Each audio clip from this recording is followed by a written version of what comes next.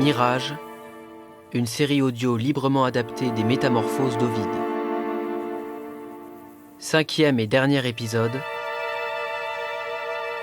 Te voir une fois encore.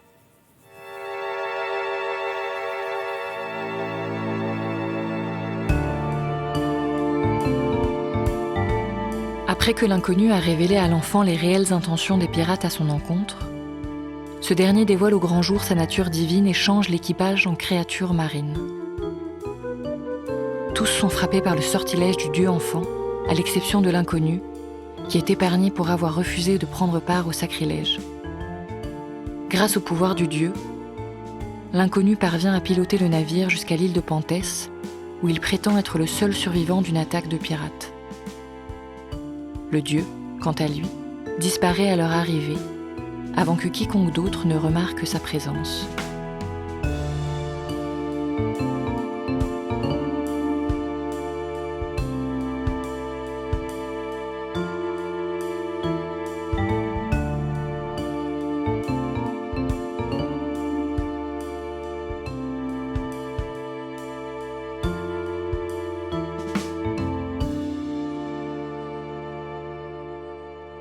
Les jours qui suivirent, je ne pus me résoudre à réunir un nouvel équipage pour reprendre la mer en direction de Deneb.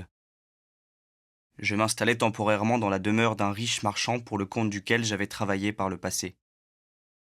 Très vite, celui-ci m'offrit de racheter le navire et sa cargaison, ce que j'acceptai sans difficulté.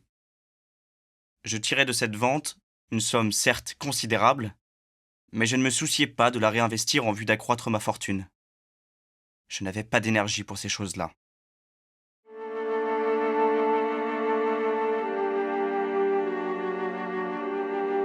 J'éprouvais au contraire une immense lassitude à l'idée que ma vie soit, comme avant, réglée par des préoccupations mercantiles.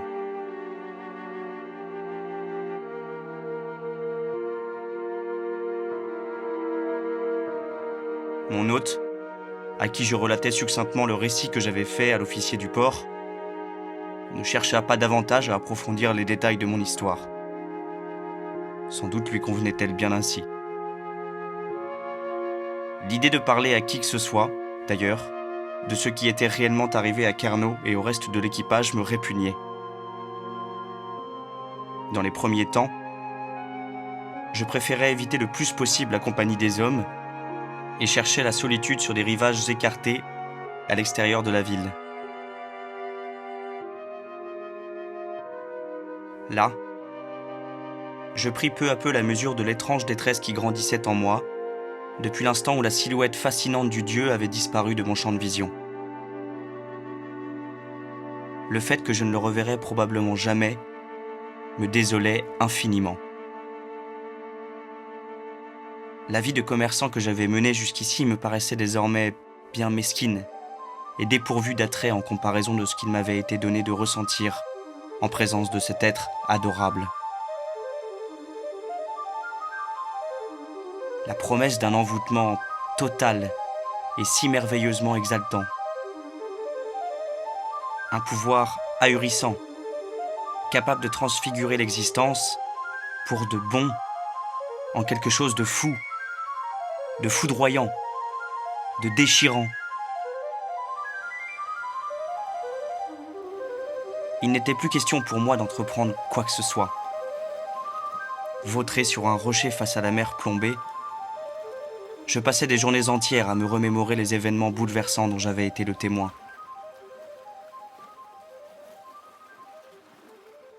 Ma parole, le dieu t'a complètement envoûté. Au bout d'un certain temps, cependant, l'inaction dans laquelle je sombrais me devint insupportable. Un matin, au lieu de gagner ma retraite en dehors du Zor, je me rendis dans les rues peuplées de la cité.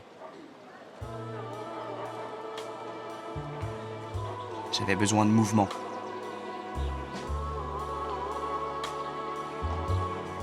J'étais le jouet de sentiments d'une force terrible, qui demeurait contenue en moi et me consumait intérieurement. Il me semblait que j'éprouvais des choses gigantesques et monstrueuses qui ne trouverait jamais d'exutoire dans ma misérable existence de mortel. J'enviais les vagues impétueuses qui se brisent sur le rivage, le ciel lourd que crèvent les éclairs, et la montagne qui se fissure pour libérer la flamme issue de ses entrailles. Tout en marchant fiévreusement, je me prenais à rêver d'un enragement prompt et maximal.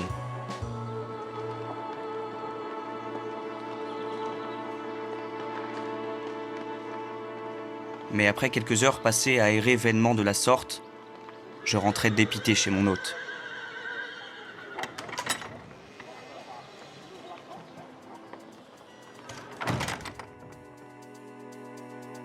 Ce soir-là, je me laissais convaincre par ce dernier de l'accompagner dans une de ces fêtes somptueuses dont les gens de sa caste ont le secret.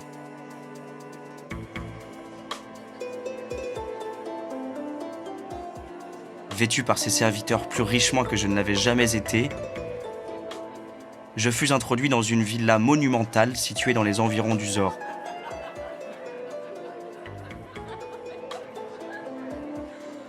Là, sous de majestueuses arcades, à la lueur des flambeaux, parmi les silhouettes troubles s'abandonnant au son mystique d'une lyre, il me sembla que j'avais trouvé un moyen à ma portée pour convertir en quelque chose de merveilleux et de divin les forces terrifiantes qui grondaient en moi.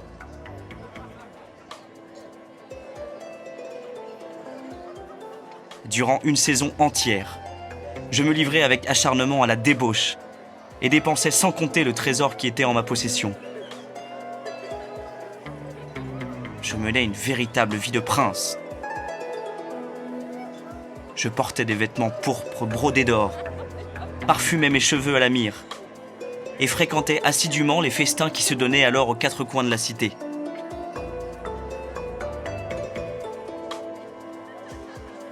Seulement, à mesure que je m'habituais à cette existence déréglée, les furieux plaisirs auxquels je m'adonnais me montrèrent leur vrai visage. L'état d'ivresse que je cherchais sans cesse à atteindre pour me rapprocher du Dieu s'évanouissait toujours plus vite avec le temps et me rendait toujours plus détestable le retour à la réalité.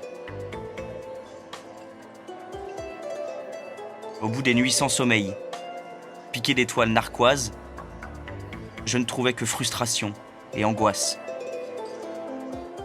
Or, ce que j'avais éprouvé en présence du Dieu était trop radical pour que je puisse me contenter de quelques étincelles. Il me fallait franchir le rideau de feu qui me séparait de lui. Au plus profond de moi, une mystérieuse impulsion me poussait à réclamer quelque chose de plus fort, de plus total.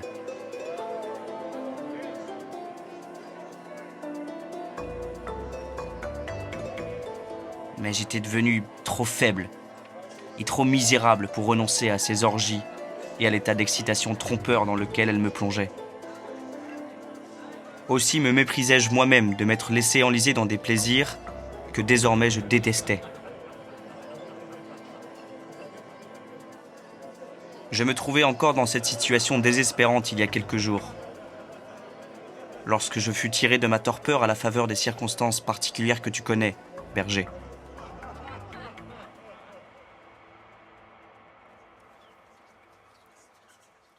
La rumeur selon laquelle on pratiquait dans les montagnes des sacrifices contraires aux lois de la cité parvint jusqu'à mes oreilles.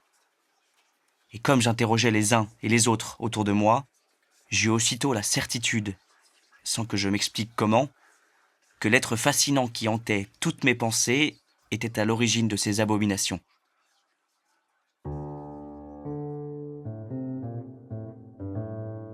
Depuis lors, aussi insensé que cela puisse paraître, je brûle du désir de le rejoindre,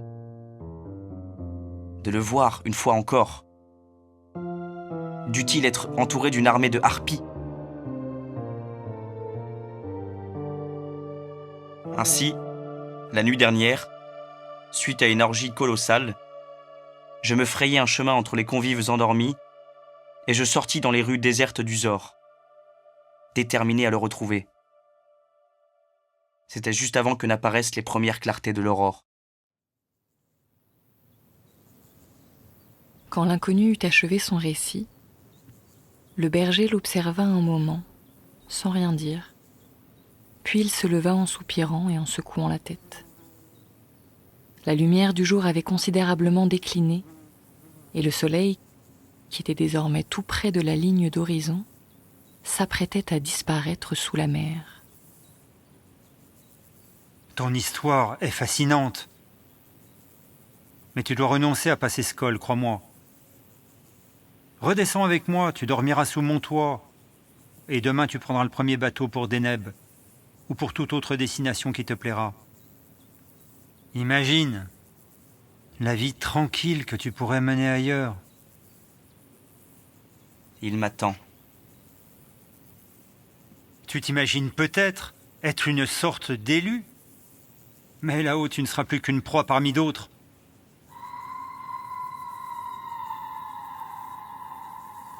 À ce moment-là, résonna au loin un cri terrifiant qui semblait provenir des hauteurs rougies par les derniers feux du soleil. Aussitôt, le berger se hâta de donner de grandes tapes sur l'échine de ses moutons, en les enjoignant à descendre la pente. L'inconnu, qui s'était levé à son tour et tournait le dos au berger, fixait du regard le col, sans effectuer le moindre mouvement. Bientôt, le berger et son troupeau se trouvèrent à une centaine de pas en contrebas. « Mais descends donc, insensé! Tu sais comme moi de quoi sont capables ces créatures quand elles crient de la sorte. » Il n'avait pas achevé sa phrase qu'un second hurlement, plus long et plus glaçant encore que le premier, s'était fait entendre, semant un vent de panique au sein du troupeau qui se mit à dévaler le flanc de la montagne à toute allure. Le berger regarda encore quelques instants l'inconnu en secouant la tête, avec un air de profonde incompréhension, puis partit en courant rejoindre ses bêtes.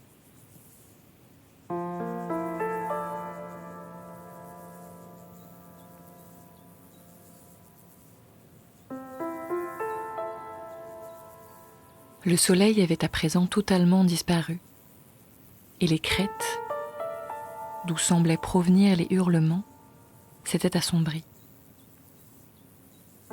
Dans les régions supérieures du ciel, quelques rares nuages formant des silhouettes capricieuses glissaient imperceptiblement, figés dans une attitude rêveuse et triste.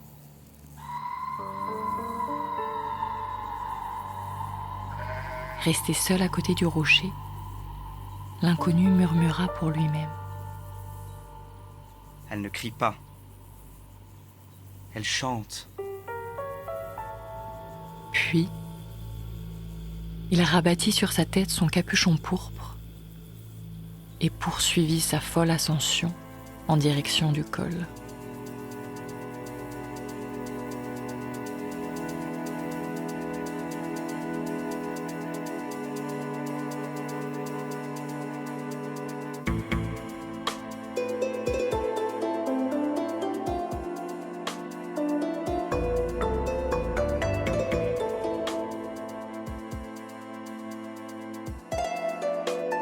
Mirage, une série audio librement adaptée des Métamorphoses d'Ovide. 5e et dernier épisode. Avec Fan Montet, la narratrice, Paul Bégri, l'inconnu, Jean Salmon, le berger. Texte et musique originale, Gabriel Régnier. Prise de son et mixage, Hugo Van Mol. Bruitage et montage, Hugo Van Mol et Gabriel Régnier.